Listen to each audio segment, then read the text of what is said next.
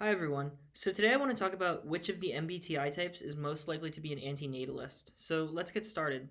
So first on this list we have the ESFJ. ESFJs are typically described as being very people focused and attentive to those close to them. They're often stereotyped as being one of the types that will go out of their way to make sure those they care about are doing well. And generally they're categorized as being more traditional and grounded in their views. And so because of that, I think they may find the field of antinatalism to be just generally not that realistic. Well, I could see their high extroverted feeling making them sympathetic to a lot of the negatives people go through and empathetic towards those people for that reason.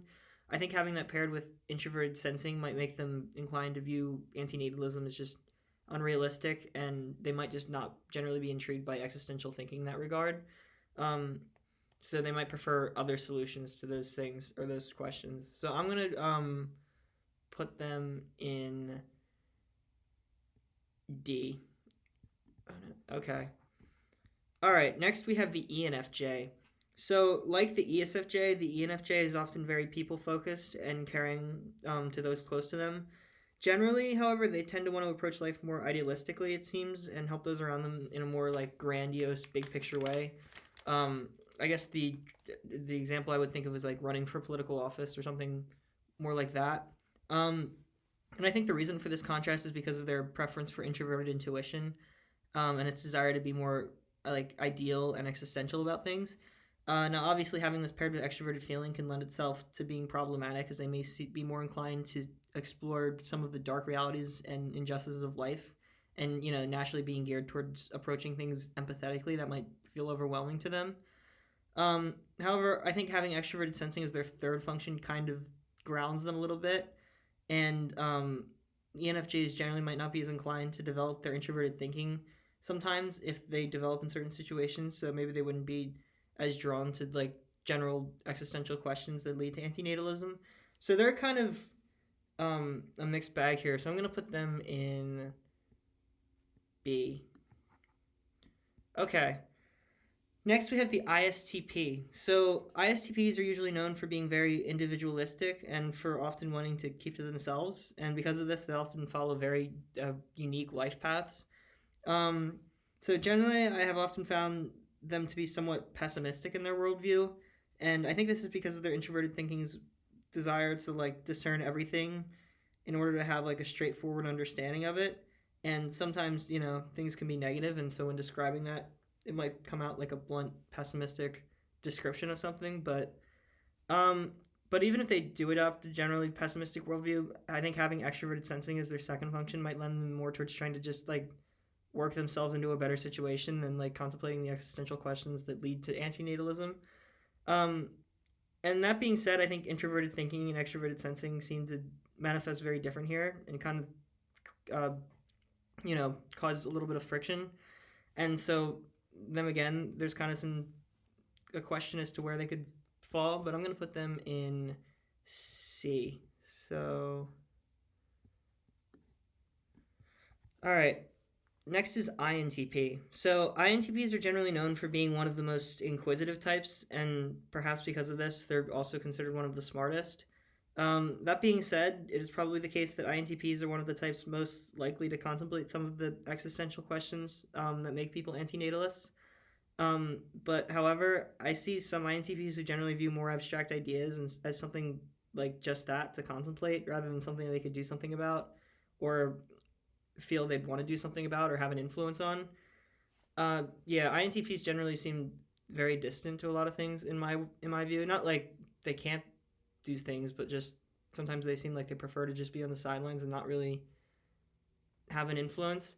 So I'm gonna put them in B. Okay, next we have the ENTP. So the ENTP is usually described as being very witty or like the stereotypical debate bro character.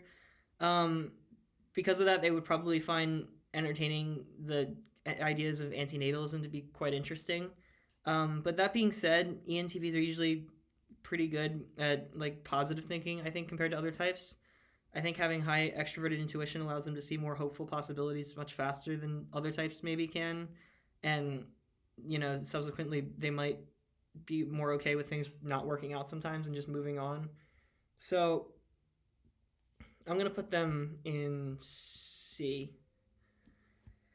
Okay.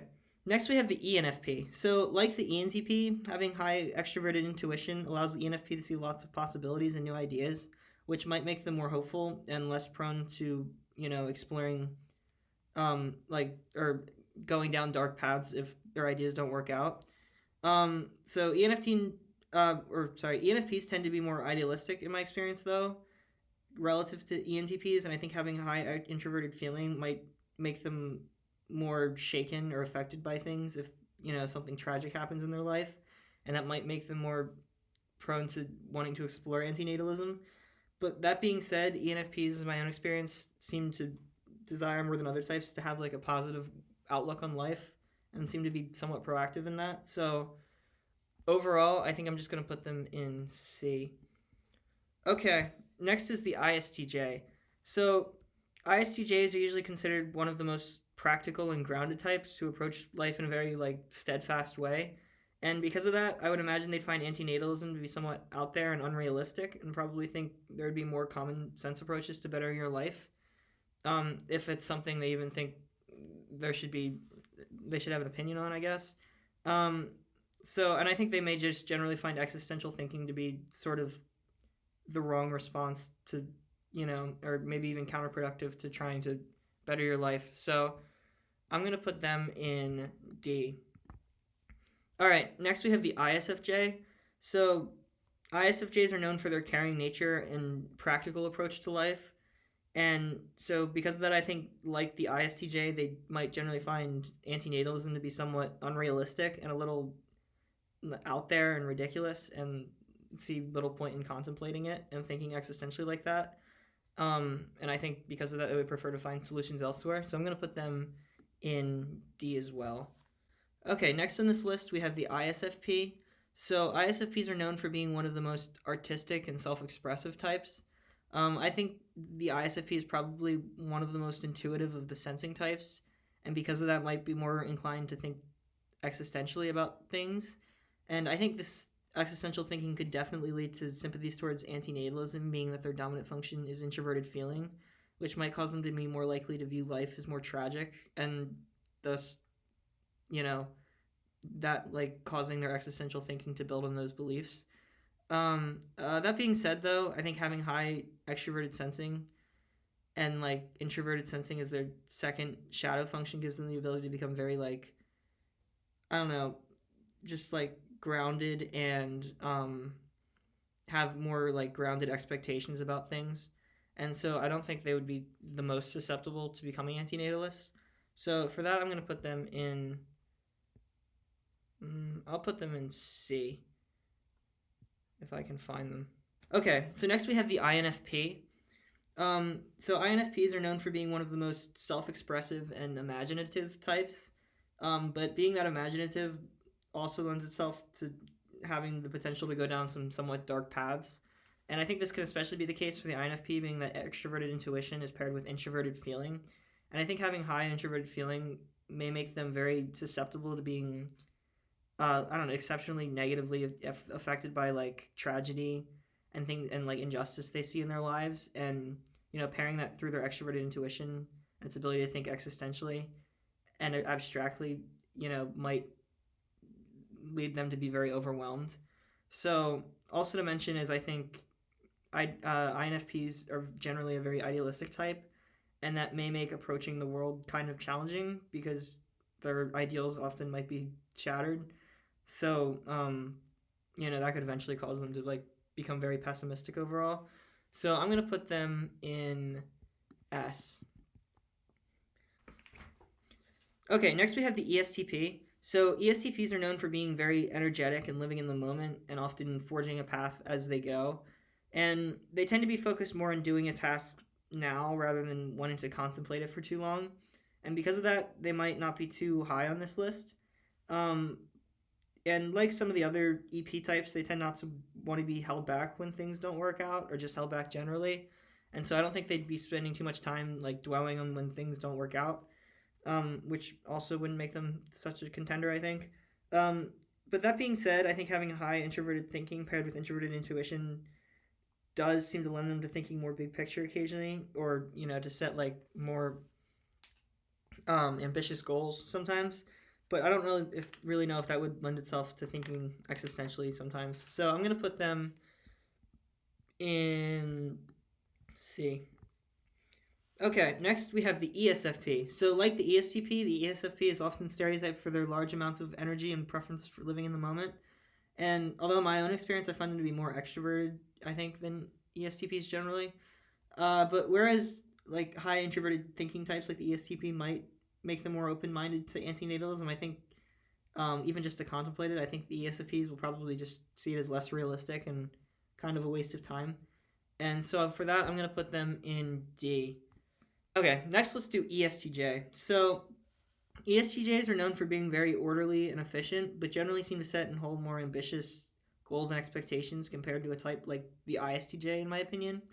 They generally seem to prefer working with what they have to try to get to the top of whatever field they're in, rather than like you know discerning like the meaning of life and stuff. So I'm gonna put them, I think, in D. Okay, next we have the ENTJ. So ENTJs are often known for their drive and determination and often place a lot of worth on their accomplishments. And like ESTJs, having dominant extroverted thinking seems to make them this type more inclined to view life as something to be won almost rather than something without suffering. I mean, obviously that's like that statement could be more nuanced and should be, and there's many layers to it, but they would probably still prefer making something by starting in their current situation. I think for like contemplating life for too long, they might just see it as counterproductive. So I'm going to put them in D as well. Okay, next we have the INTJ. So the INTJ is often stereotyped as being the mastermind because of their ability to strategize creative and unique ideas and solutions. Um, so while definitely one of the most existential types, I think their high extroverted thinking and lower feeling function, along with with the general coldness of introverted intuition, may lead them to viewing life more as something to accomplish or leave a mark on, than to viewing it in like a negative connotation. I think the most apt thing I can say here is that I think like Nietzsche was an INTJ, so I'm gonna put them in C. Okay. Last but certainly not least, we have the INFJ. So INFJs are known for their thoughtfulness and creativity and their ability to make accurate predictions about the future, and which are skills they often use to focus towards understanding people and how the world works. But being very empathetic and being aware of many insights of life might push them to being rather pessimistic. Like the INFP having a feeling function and an intuitive function is one of their top two functions, may lend them view suffering and unfairness in the world in such an abstract way that it might become overwhelming for them. And again, like the INFP, they might find the idealism they approach life with and project onto the world to constantly let them down. Although I think this might be more of an issue for the INFP generally, but I do think the INFJ may feel more constrained by their introverted intuition's desire to do long term planning and implement things in a controlled environment, and having to deal with the reality that life is generally somewhat chaotic and that and can be hindered by that. So, because of those reasons, I think I'm going to put them in S. Okay, thanks for watching. Bye.